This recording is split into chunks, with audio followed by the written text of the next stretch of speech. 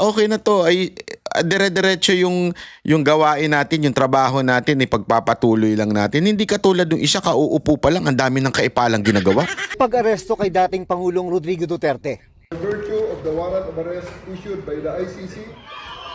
At ang manhunt kay Pastor Apollo Kibuloy. Kabilang sa mga malalaking operasyong pinangunahan ni Police General Nicolas Torre III. Ako si General Nicolas Torre III. Bago siya itinalagang PNP chief nitong Hunyo. Kaya marami ang nagulat sa biglang pagsiba kay Torres sa pwesto. Sabi ni Torres sa isang video online, salamat din sa mga naawa sa akin. Ngunit hinihiling ko sa inyo, huwag niyo akong kaawaan. Hindi kami naawa sa'yo. Sa totoo lang, walang naawa sa'yo. Deserve mo yan eh. Hindi, ewan ko. Ang naawa lang sa'yo yung si Hey Darian eh. Hindi ko alam kung bakit anong may gusto ba sa'yo yun. Gusto ko ba kainin nun? Hindi ko maintindihan. Pero yun na si Hey Darian lang ang may awa sa'yo.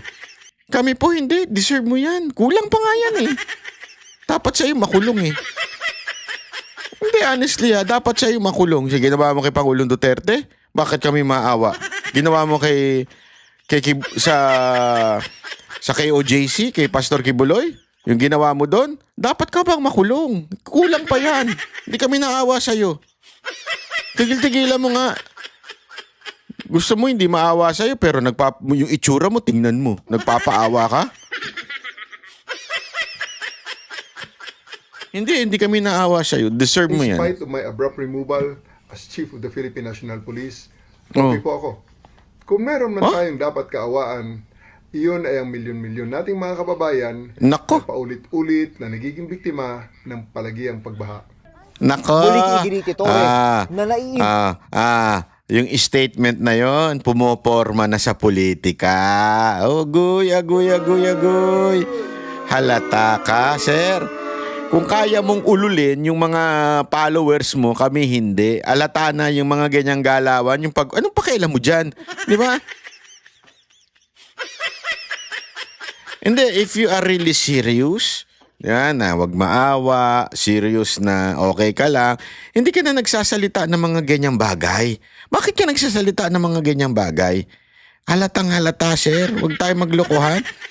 Halatang halata. Sus naman, mga ganyang hirit eh. Sindihan niya ang pagtanggal sa kanya ni Pangulong Bongbong Marcos. Nauunawaan ko na kailangan niyang gumawa ng mga mabibigat na desisyon. Pulis pa rin naman ako, and I serve and I still continue to serve at the pleasure of the President and of our country. Inilabas si Torre ang video statement ni ngayong araw na nagkataong unang command conference nang pumalit sa kanyang si Acting PNP Chief, Police Lieutenant General Jose Melencio Nartates Jr. Dinalhan ito ng halos 100 opisyal mula sa iba't ibang panig ng bansa. I'm very happy to see them today. The morale of the PNP is high as according to their feedback. Ayon kay PNP Public Information Chief, Brigadier General Randolph Tuanyo, hindi na pag-usapan sa command conference kung magkakaroon ng balasahan. Ang utos lang ni Nartates sa kanyang mga tauhan, pagbutihin ang mga police operation at tiyakin ang kaligtasan ng lahat. I reminded alam mo, ganito dapat ang pulis. Hindi, honestly ganito dapat ang PNP chief. Hindi yung mabulaklak, maraming utos, na alam mo yon, hindi. Ito, alam nyo kasi ang police, meron ng format naman yan eh. Meron ng sistema yan. Ipapatupad mo na lang. Diba? Hindi ka na yung magbida-bida. Ito, kailangan 3-minute response. Ganito. Tapos, obvious naman na yung mga trial mo, alata namang coordinated na. Ginagawa mong tanga yung police eh. Hindi, honestly sorry, pero ginagawa mong circus ang PNP. Alam mo, ang PNP, dapat ilabas natin yan pagdating sa politika. Diba? Dapat ilabas natin yan pagdating sa usapin ng kulay. Dapat sila ay tagapagpatupad ng batas. Hindi sila tagapagpatupad ng utos. Magkaiba yun. Kasi ang utos ay madalas ay hindi naayon sa batas kung hindi naaayon sa politika. Yan ang problema. Kaya nga kahit papaano gusto ko yung pagiging professional nito. Na alam mo yon na basta mantakin mo, involve mo yung PNP chief ka, involve mo yung sarili mo sa isang circus na boxing na ikaw ang gumawa. Ikaw lang ang nag-set, tapos kung ano-anong foundation na kailangan mo dyan para tayong gago, para tayong tanga sa circus na ginawa ninyo. Binaboy nyo ang PNP, tapos naka-required yung mga PNP personnel na umattend. Napaka-obvious naman ng mga itsura ng mga taong umattend, alatang puro polis. Di ba? Circus eh. Alam mo, ako, may kahilingan lang ako, Mr. PNP Chief Nartates. Make the PNP professional. Again, make the PNP no color. Di ba? Hindi maka Marcos, hindi maka Duterte, hindi maka kung hindi maka batas. Yun lang. Let's apply what the law says, and I think papalakpakan kayo ng tao eh. Yun lang yan eh. Pero kung yung politika ang iintindihin, katulad ng ginawa ni Torre, naku po, yari tayo dyan. Pero I don't think so. Mukhang professional itong tao na ito eh. One, that ang paggawa ng decision nila, is this the honorable thing?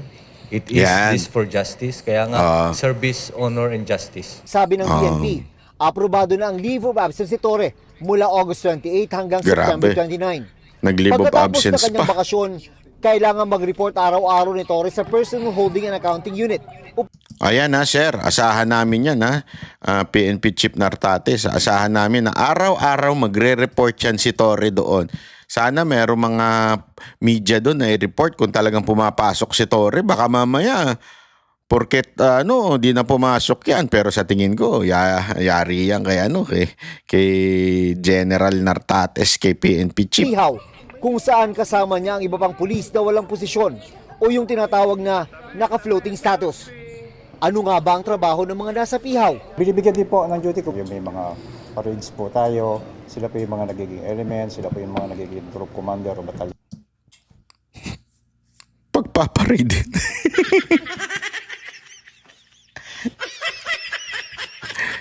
Si Torre magpaparade na lang ng ganun. Anyway, magaling naman siyang tumalon eh.